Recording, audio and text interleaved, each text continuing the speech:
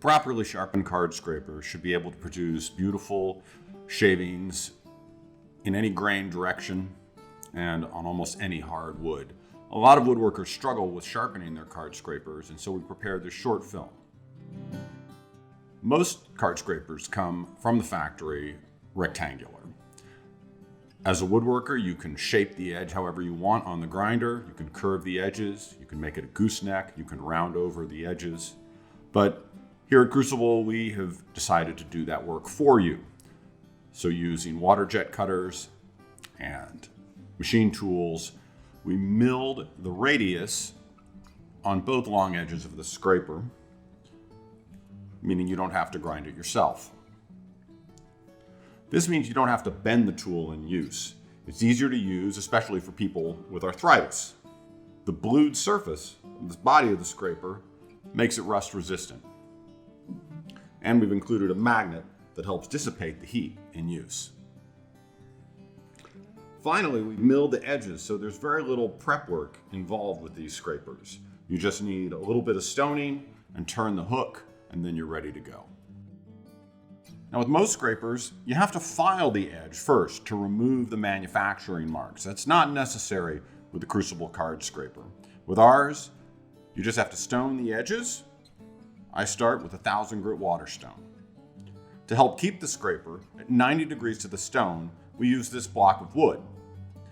It has a perfect 90-degree corner at one edge, and then we've beveled off one corner.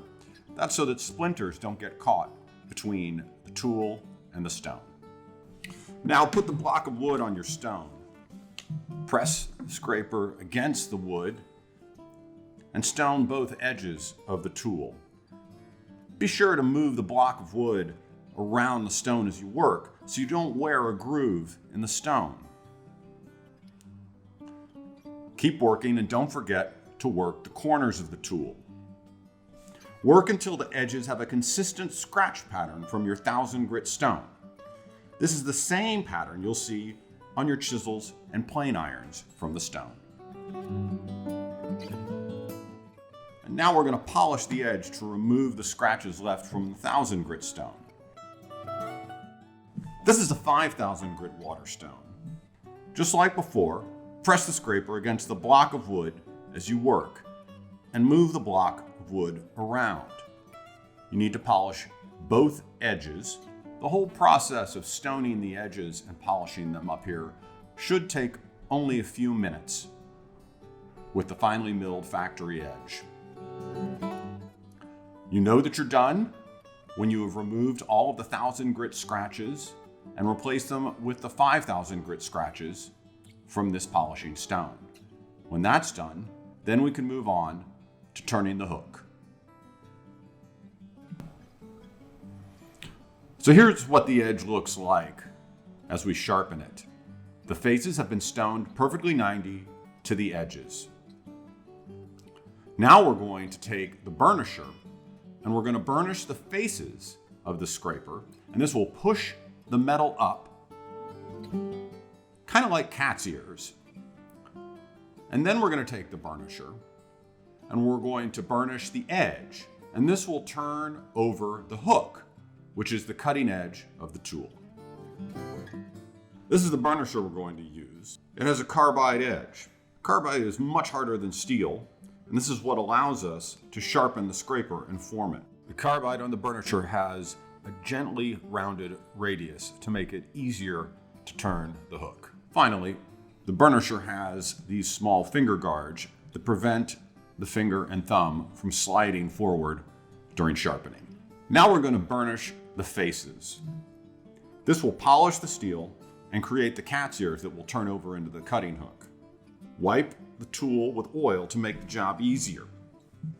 Now, with the burnisher applied flat onto the face of the scraper, move it forward and back. Use hard downward pressure. About 20 to 30 strokes should do it. Flip the scraper over and do the same thing on the other 3 faces. When you're done, you should be able to feel the cat's ears on the edge of the scraper. Now we're going to turn the hook. First, wipe it down with oil to make the burnisher slide across the edge and prevent galling the sharp corners. Now secure the scraper in a vise.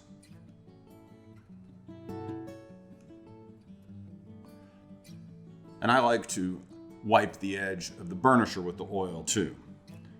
Now to start the hook, hold the burnisher so the carbide is parallel to the floor. Pass it over the edge with firm downward pressure. 2 strokes should do the trick. This begins to turn that hook over, making it easier to get the final angle. Put some more oil on. Now hold the burnisher at 7 to 10 degrees off of horizontal and slide it back and down.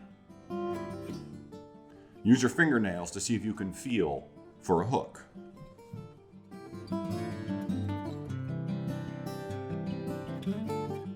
If your fingernails catch the hook, then turn the scraper around to turn the hook on the adjacent corner. Oil it up. It's the same procedure as before. Tilt it 7 to 10 degrees, then slide it back and down. Feel for the hook with your fingernails. If you don't feel a hook, try again. You don't have to start at the beginning.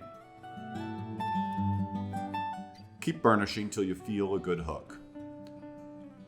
Now, turn the tool over and burnish the 2 corners on the other side of the tool.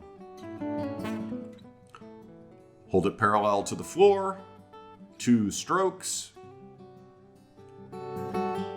oil, tilt it 7 to 10 degrees, slide it down and back, feel for the hook, try again, down and back, turn the scraper around when you have a satisfactory hook, and do the final corner.